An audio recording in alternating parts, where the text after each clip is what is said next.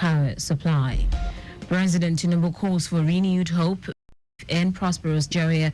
Ismas Mercy on the foreign scene acknowledges assassination of Hamas chief Haniyeh. In sport, English Championship club Watford declares interest in Super Eagles forward Chi Ihanacho. Now the details. I am Taiwo Baruwa.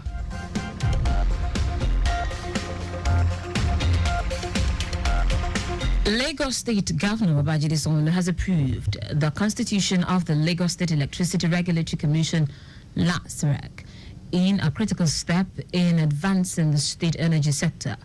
This was announced in a press release from the Office of the Special Advisor on a meeting the state announced the governor's approval of key appointment for the Lagos State Electricity Regulatory Commission. The appointment, subject to confirmation by the Lagos State House of Assembly, will take immediate effect. The commission is expected to transform the state energy landscape and ensure a reliable power supply and focus on creating a sustainable and innovative energy framework for the state. The Lagos Water Corporation (LSWC) has restored water supply to the resident of Parkview Estate after a recent shutdown for rehabilitation works at the Alexander Mini Waterworks. The corporation announced this at a close-out meeting on the project at its headquarters, Waterhouse, Ijora, Lagos. LSWC said rehabilitation works were important to complete the overhauling of a critical component of the waterworks to improve service delivery to the affected areas. The corporation thanked the residents for their patience, cooperation and understanding during the shutdown period and reassured them of Lagos State government commitment towards effective water delivery in the state. The corporation's managing director, Mukhtar Tijani, while wishing Lagosians a Merry Christmas and a Happy New Year in advance, urged the residents to use water prudently during after celebrations. The Lagos State government has fitted, rewarded and also promised salary increase of the Emergency Flood Abatement Gang, IFAG, and Drainage Enforcement and Compliance, DEC gang, for their commitment in ensuring a flood-free Lagos. Speaking during the annual end of the year zonal awards event held at Alausa, Commissioner for the Environment and Water Resources Tokumbo Wahab said the government would continue to provide the necessary logistics and support they required for effective service delivery. The Commissioner highlighted that the responsibility of EFAG is to clean all black spot and drainage channels, while DEC gang is to remove contravening structures on drainage channels in all local government and local council development areas 24 hours a day all through the year for easy passage of rainstorm water. He expressed appreciation to the EFAG team for their efficient service delivery in cleaning up secondary drains and manholes, as well as drainage enforcement and compliance gang for restoration of drainage alignment across the 57 local government areas and local council development across the state. Now to the rest of the stories. President Bola Tinubu has felicitated Nigerians on the Christmas celebration, saying the country is on the path to restoration and progress. The president, in a statement he personally signed, urged the citizens to pray for the nation's leaders at all levels. Tinubu said Nigeria is on a promising path of restoration and progress, with every indication pointing towards a bright future.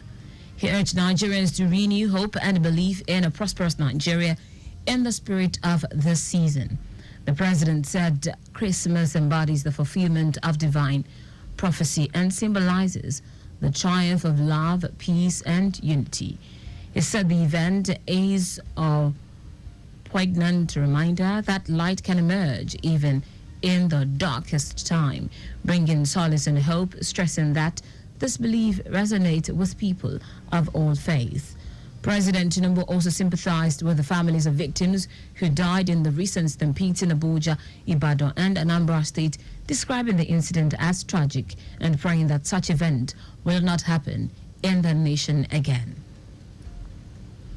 Managing Director of the Niger Delta Development Commission, Samuel Ogbuku, has inspected the ongoing repair work at the field section of the Owerri-Port Harcourt Road between Umapu and Umago in Imo State. Ogbuku stated that the road's deplorable state necessitated the emergency measures taken by the NDDC to restore it and make it immediately motorable. Accompanied by some commission officials, the NDDC Chief Executive Officer received an on-site briefing from the engineers of the construction firm handling the emergency rehabilitation. Ogbuku expressed gratitude to President Bola Tinubu for directing the urgent restoration of the field sections of strategic roads in the Niger Delta region. He expressed confidence that the restoration work on the Owerri-Port Harcourt Road would stand the test of time once completed. Ogbuku urged members of the various communities and commuters to show understanding during construction, as the commission was prepared to complete the project as quickly as possible. In foreign news, Israel's Minister of Defense, Israel Katz, has for the first time publicly acknowledged that his country assassinated Hamas political chief, Ismail Haniyeh, warning that the Yemen-based Houthis will also be struck a severe blow.